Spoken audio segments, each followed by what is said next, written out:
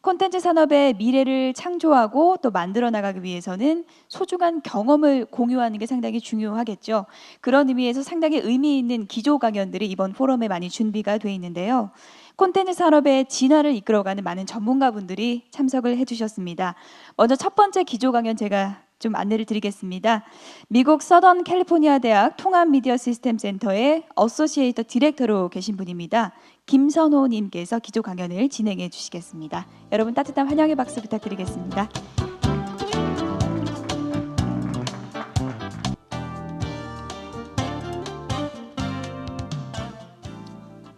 Okay, hello everybody. Good afternoon. And then I'm Sunho Kim, and I'm the moderator of this keynote speech session. And then I'm so pleased to be with you in this wonderful conference in the DICON 2014, the biggest content conference in Asia Pacific region. And then I'm also honored to be the moderator of this keynote speech session. Okay.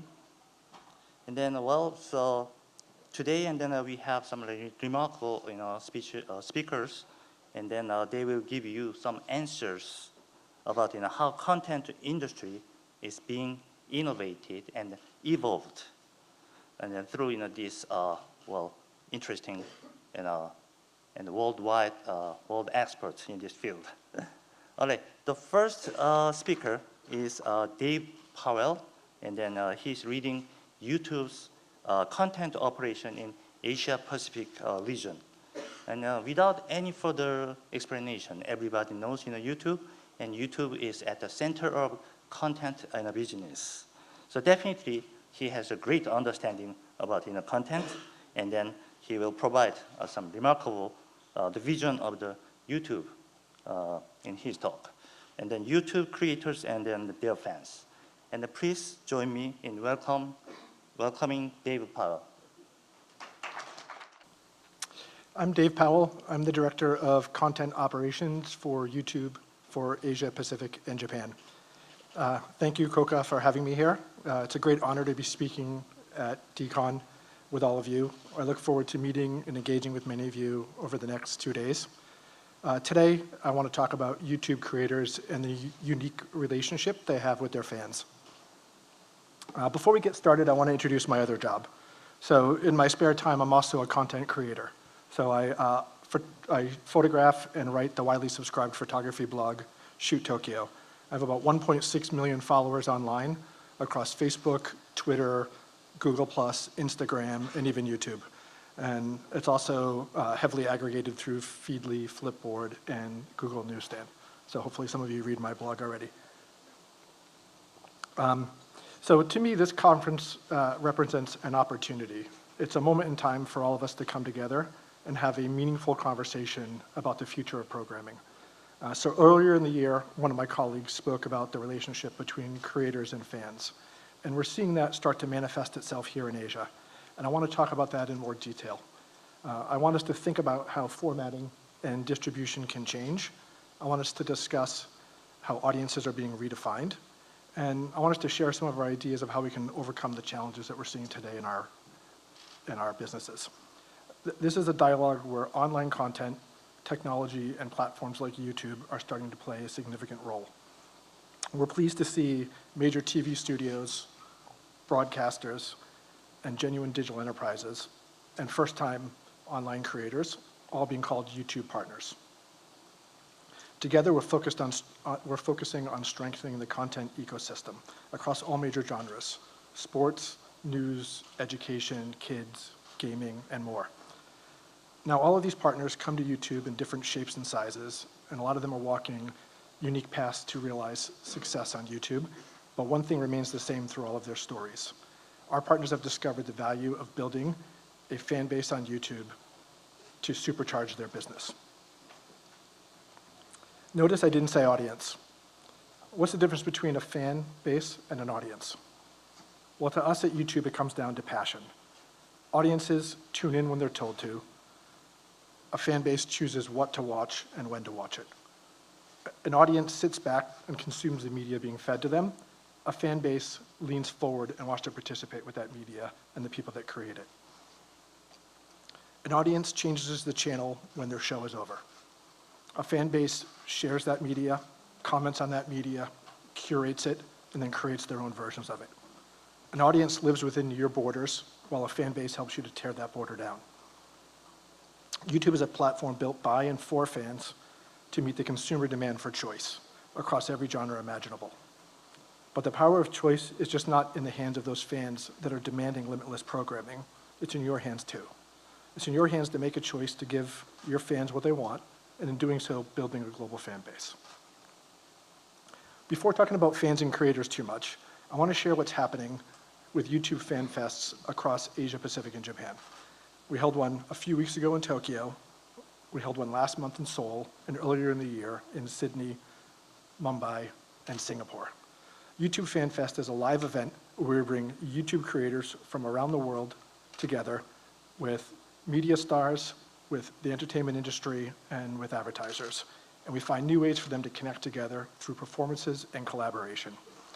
We were very excited to see how the YouTube fans reacted not only to the offline media, but also to the YouTube stars. The distinction that we're seeing between online and offline is becoming very blurred. Over the past few years, we've seen Korean talent dazzling fans worldwide. Let's have a look at what FanFest looked like this year. So at YouTube, we're building communities. We build places for fans and creators to interact.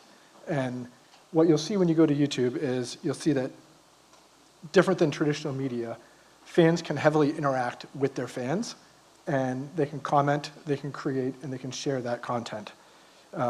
YouTube started as a platform where anybody can broadcast themselves. Anybody with a PC or a webcam can broadcast out to the world. And people have built massive, large fan bases now on YouTube. We're going to talk a little later about some different Korean creators, such as Sung Ha Jung, who's one of my favorite creators. He's a young boy who started playing guitar and making videos of himself doing that. And since then, he has amassed over an audience of over 3 million people. And that audience has enabled him to go on tour around the world. He's been able to release multiple albums. And he now has, he's been able to do all of this before his 18th birthday. It's a pretty amazing thing that he probably couldn't have done without the power of a community to support him. We're going to talk a little later about a Korean gamer, Yang Ding. She's the first Korean female creator to surpass 1 million subscribers of all local Korean subscribers. We're going to talk about how fans blur borders. Oh, somebody's popping up here.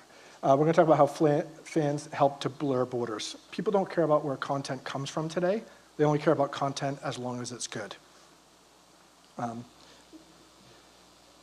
If you look at Psy and his song, it's passed 2.1 billion views on YouTube. And that is absolutely amazing. But I think Psy's legacy is even more amazing. So if you look at that, Korean drama before Psy, or K-pop before Psy, had only 2 billion views on YouTube. Now that number is 7 billion. Before Gangnam Style, 60% of those views were within Korea. Now 91% of them are outside of Korea, and the majority of them outside of Asia. So K-pop has become a $5 billion industry and has helped Korea break down borders and build a massive industry. This concept was crystallized earlier in the year. If people don't recognize the girl on the left, she's from the Korean band Girls' Generation, and her video, I Got a Boy, won the best music video of the year, ahead of Miley Cyrus, Justin Bieber, and Lady Gaga. So that's a pretty amazing thing for a K-pop singer. Oh, I think we've got the right deck now. Let me go back and give you my, nope, we have the wrong deck still. That's all right, just improvise.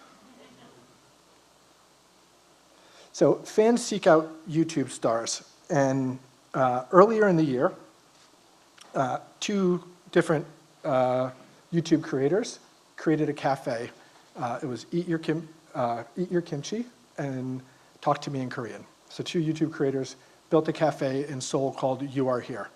And the purpose of the cafe was to help people from all around the world get together and meet in this busy city. And on opening day, they had more than 1,000 fans show up to support them on the opening day of their cafe. And that's a pretty amazing thing. I've never seen another cafe to get that type of an opening. And there was a really cool video that had a long line of people. So we're going to use the older version of YouTube where you just sort of narrate it. So there's a bunch of people, they're yelling and cheering. It's really exciting. Then you guys get really impressed, and then the next part of my presentation sounds better. Does anybody know the words to Let It Go? No? How are we doing on the video back there, guys? Nope. I don't sing. Does anybody know the words? Okay. So we're going to talk about Frozen for a minute. So there was a lovely song, a cute little girl singing, a Korean singer singing. It was very iconic.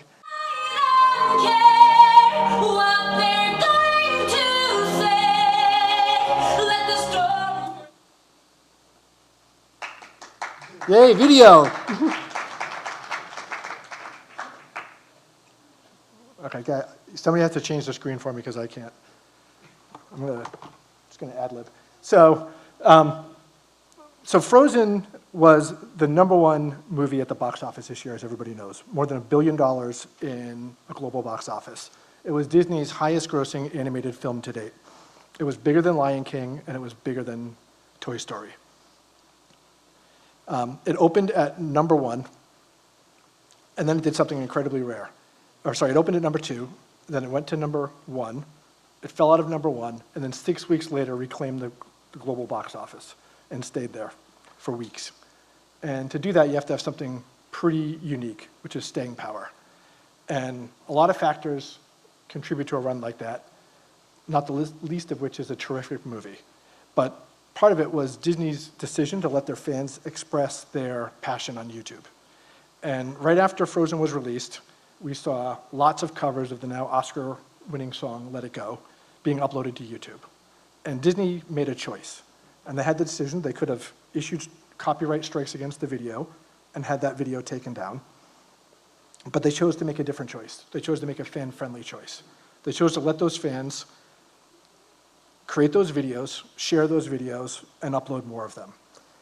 And that helped their fans build a community around their movie and to help their movie, I think, become more successful. I'm a little skeptical. Oh, there we go. So fans value original content. And we've seen in Korea a new wave of talent rising. We've seen amazing fan bases being built by vloggers, gamers, artists, musicians, and more. In the first half of the year, we saw that 25% of the channels that are growing with a primary international audience out of Korea are actually being run by endemic creators on YouTube. That means native creators on YouTube are finding lots of success outside of Korea. And what we found was 70% of the fastest growing channels in Korea are actually being created by local endemic creators. So people that are native to the YouTube platform, not coming from traditional media, not coming from movies. Fans today demand creativity and originality. Creators are winning over fans at home and abroad. On the left is Sin, who is a beauty creator, so she teaches girls makeup and tips. And she has amassed an audience of 250,000 subscribers to her channel to learn what she's doing. And on the right is Yang Ding. So she's a gaming creator who has just surpassed a few weeks ago 1 million subscribers on YouTube, who watch her play games with a bunch of her friends on YouTube.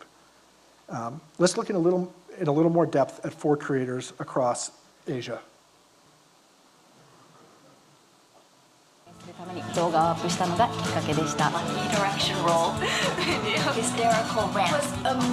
自分で何かを作ったり人を楽しませたりするのは昔から好きだったんですよね。コンサルティング会社で勤めていた当時は大きな組織の中で自分の存在価値がいまいち見えなかったんです。伝えたいこと、教えたいこと、見せたいものって誰でもあると思うんですよ。それを形にしてシェアすることによって世界中の人が反応してくれる、そんな動画作りがもう楽しくて楽しくて、もうめちゃくちゃハマってしまって、気がついたら会社も辞めちゃってました。一人に見えますが全然一人じゃないんです。カメラの向こう側には15万人の友達がいるから。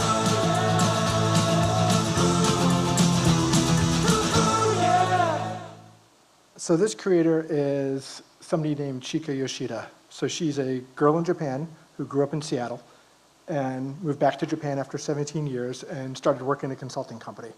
And, she was doing her day job and was starting to create videos to help her friends. So she was creating videos to explain the difference between A and the or L and R to try to help her friends with their English.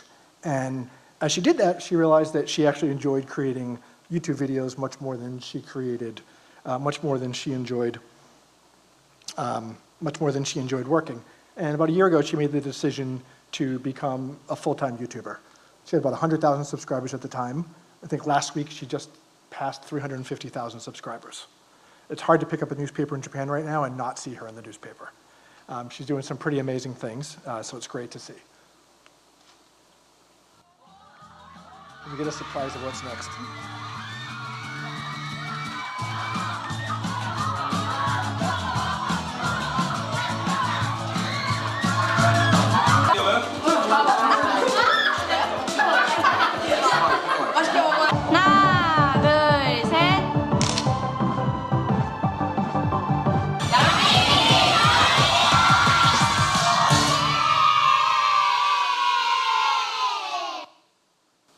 Does anybody recognize that girl? So that's the gaming creator I mentioned just a little while ago. That's Yang Ding. So for those of you that are parents, go home and ask your children if they know who she is. I guarantee you they know who she is. I guarantee you they love her. She's incredibly influential, as you can see as the classroom responded to her. So again, she started as a young girl playing Minecraft and recording herself doing it. She's now a full-fledged business owner. She has multiple employees helping her run her business. She has 5 other gamers that she plays with on YouTube, and each of them have hundreds of thousands of subscribers to their channel. So she's another great story about turning a passion from a hobby into a business. If you can't tell, the slides are completely out of order, so I have no idea what's coming next.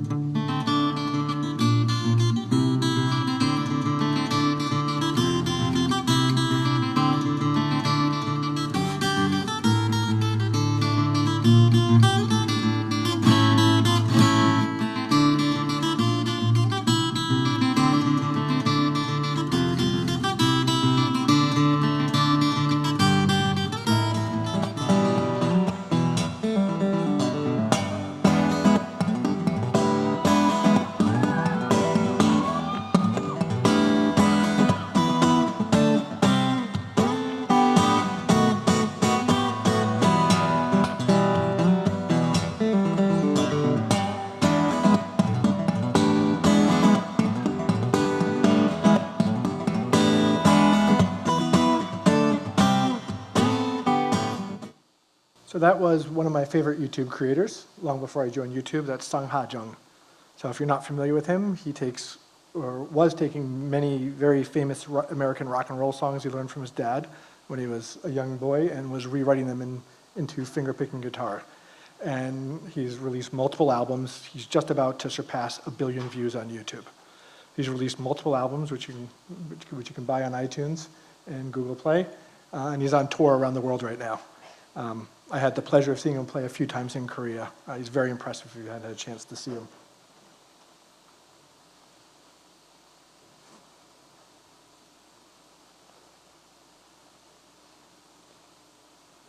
So we've got creators are coming of age in YouTube. So you can see, these guys and creators across Asia are coming of age. We have,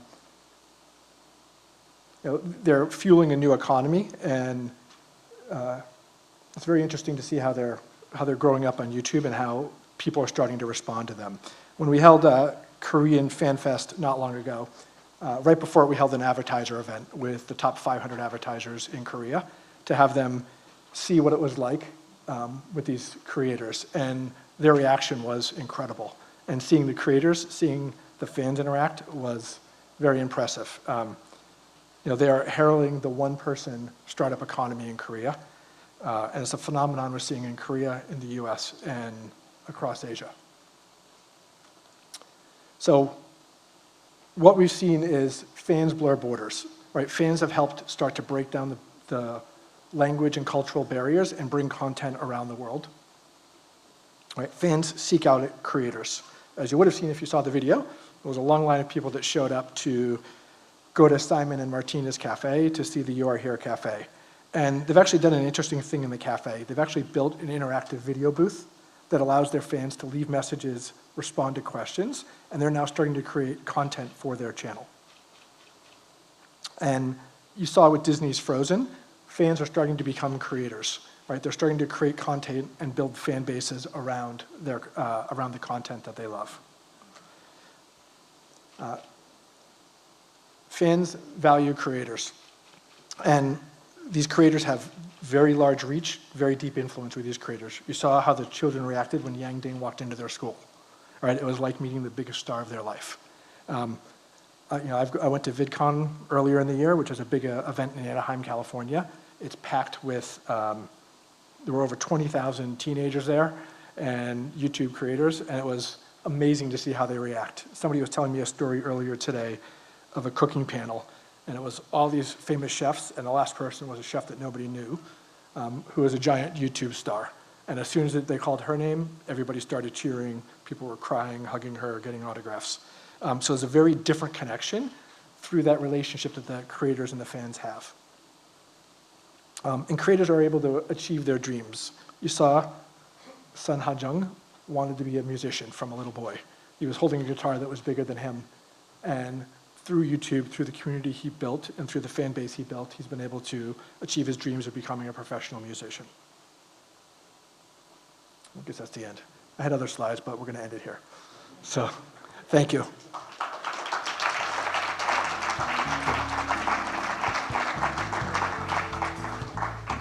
If anybody's wondering, it's really awkward when your slides don't work. Thank you so much, Dave. And then, even though there are some technical difficulties, and then the talk was really interesting, and then especially the fans and creators and their relations. Actually, that's a kind of new thing to me. And then, right now, and then if you have audience and if you have any questions, and then you can ask some couple of questions. So, you can ask in Korean. Sure. Yep. When you look at the Asian Pacific Rim, in terms of the countries that are embracing video production, who is kind of leading that charge, and who are the countries that are beginning to really get this? Sure. So we're fairly large, honestly, in all markets in Asia, which is why I'm on a plane almost every week. We see some of the biggest things happening in Korea, in Japan. We see some amazing things happening in India. We've had channels that started in India and have very quickly grown to over 1 million subscribers. Australia is a very large, very mature market, as it is with most things. So that's grown very well. And then we launched Thailand earlier in the year, and that's just been on an upward trajectory. Yep, you're welcome. Okay. Is there any questions? Okay, over there. Can you pass the microphone over there? Hey. Yep. I'm Jen. Hi. Interesting. Thanks for the interesting presentation. And as far as I know, the YouTube business model of YouTube and user experience on the web haven't changed for years. So, could you give me some idea your future strategy about the business model, or the society is changing so fast, but YouTube consistently maintain your business model and user experience, do you have any special plans for the years? Sure. So I think the questions around YouTube's, a couple questions. The YouTube's platform and viewing mode hasn't really changed. The business model hasn't really changed. We don't talk about futures at Google or at YouTube, so we tend to talk about what we're doing today. I think we believe we've got the right platform. I mean, we get 1 billion unique viewers a month to YouTube. So I think with the audience, we get 100 hours of video uploaded every day, or sorry, every minute. So I think with what we see happening on YouTube, I think we've got the right platform. I think there's room to expand. So you might have seen last week, we launched a music service.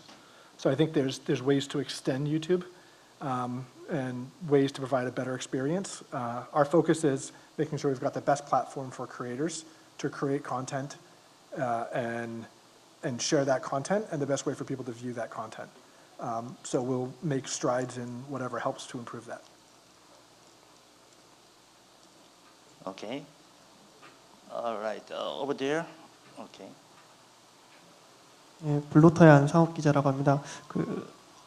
지난달 말에 유튜브 뉴욕 사무실에 놀러 갔었는데 거기에 되게 재밌는 시설이 있더라고요. 스튜디오가 따로 마련돼 있었어요. 유튜브에 콘텐츠를 올리는 분들이 좀 더 프로페셔널하게 만들 수 있는 시설을 유튜브가 직접 만들어서 제공을 하고 계시던데, 그럼 아시아 태평양 지역에도 그런 시설을 세우실 계획이 있으신지 궁금합니다. Yeah. So the question, for those that didn't get it, is about the YouTube Spaces. So we made investments so far in Tokyo. So we've got one in Tokyo. We've got space in London. We have got a very large space in LA, and we've just opened a space a few weeks ago in New York City. We don't have plans at this date to open other studios in Asia. Coca has an amazing facility that they modeled after some consultation with YouTube. And it's right here in Seoul. It's a really amazing facility that if anybody's a content creator, I highly recommend you look at and use. Okay, over there in the middle. First, there is really great opportunity, I think, to know more about YouTube. As a basic user, I always seeking the YouTube when I want something to watch. But as a basic user, one of the basic users, I was wondering that there is any kind of relationship, direct relationship between the view count and the financial profit. And financial profit. Yeah. So the answer is no. So at YouTube, our algorithms are focused on watch time. So view count, something that's probably not the most accurate way to view popular content. So we think watch time is. So people that go and watch a video and then stay watching that video. There's a lot of things you can do to make view counts look more impressive than they might actually be. Sorry, what was the second half of your question? What was the second half? That was only one question. Okay.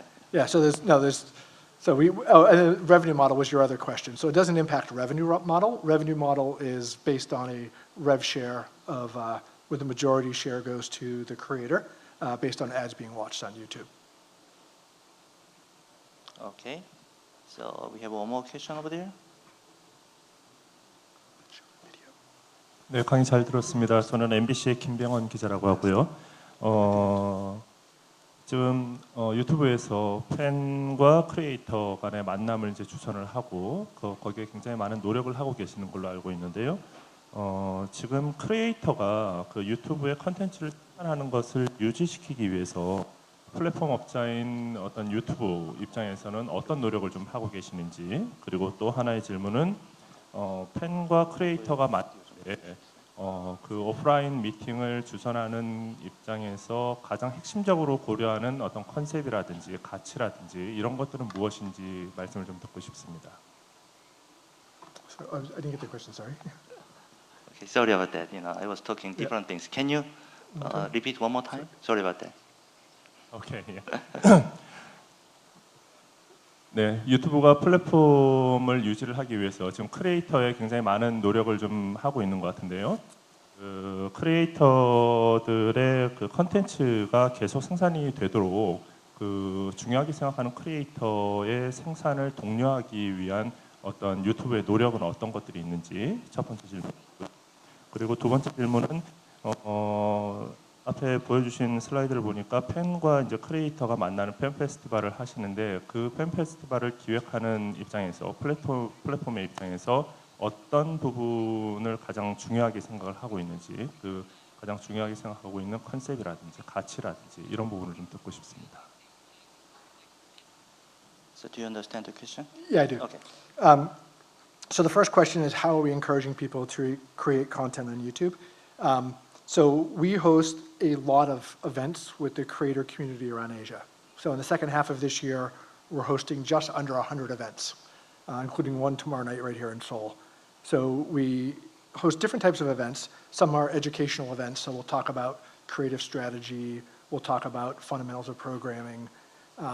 We do a lot of community events where we bring together some of the biggest people. Like we did a music event, we brought Sung Ha Jung in. We had him play guitar, we had him talk about his journey and talk about what success looked like to him on YouTube. We do, like I said, a lot of training. And one of the big investments we make is with FanFest. And FanFest has a couple of values and a couple of objectives, right? Part of it is to celebrate the success of YouTube stars. So we give out awards at those, like for people that passed 100,000 or 1 million subscribers. We also want to connect them to advertisers. So that's, again, one way people are going to sustain themselves on YouTube, partially through monetizing and video advertising. Another part, though, is using platform as a way to get themselves out there as a brand and connect with advertisers. So some of the decisions we make on that is one, size of audience, which is one reason we did it in Korea, because Korea is such a large and important market for us. Other reasons are the stars we want to bring together. So we held one in Japan, and it was heavily focused on inspiring creators. So we wanted to inspire other creators, so we've heavily focused on that type of an event. And around the FanFest events, we usually do several day-long creator academies and trying to cover production workshops and other ways to help YouTubers increase their production quality. Okay. All right, so over here. I think there's a Can you question pass here? the microphone? And I'll also show the FanFest video at the end if the internet Yeah, gods so they are kind. preparing that. Yeah. Yep. Hello. I would like to ask a question as a YouTube fan. Sure. I always use YouTube all the time and also use it on smartphones. My question is why, or is there a specific reason why YouTube does not let the music play on once the app is shut? You know. YouTube is an online music or an online video service. One thing you're getting with the music key that we just announced is that exact functionality. Right, so it's the ability to to not be looking at your screen and have music playing in the background. So that's what we're coming up with. So hopefully it does what you want. In Asia, do you see much migration from YouTube talent to more mainstream or traditional media? And vice versa, do you see more traditional on-screen talent? Yep. So the question was, do we see a lot of YouTube talent moving to mainstream media or mainstream media moving to YouTube? So I think people are dabbling is probably the way I would answer. People are starting to experiment and see. Interestingly, when we had FanFest in Mumbai earlier in the year, one very famous celebrity, Shah Rukh Khan, if anybody knows who he is, he's the biggest star in India. He was sort of like Tom Cruise times 3 or 4. I mean, he's enormous, and his young daughter is a fan of YouTube. So he brought his daughter to drop her off at FanFest, and the outcome of it, he ended up, there was a very funny scene when one of the YouTubers slapped his hand and said, "This is my show," and everybody started cheering for him. So Shah Rukh Khan has now appeared on, the group is called The Viral Fever, and he appeared on their show not long ago. So I think people are starting to dabble in and test these formats and see how they kind of cross borders. I think we see some YouTube stars going to mainstream, but you don't see people leaving it because I think they've built a very unique fan base that they can engage with that they can't do in traditional media. Okay. So, wow, very exciting question and answer. Who said Koreans are not questioning? So we have a lot of questions today. That's good. And then, do you still want to see the video? Yeah, I'd like to show at least one video since I'm from YouTube. Otherwise, it feels weird. So, do we have Taewon? Everybody cross your fingers. I'm going to host.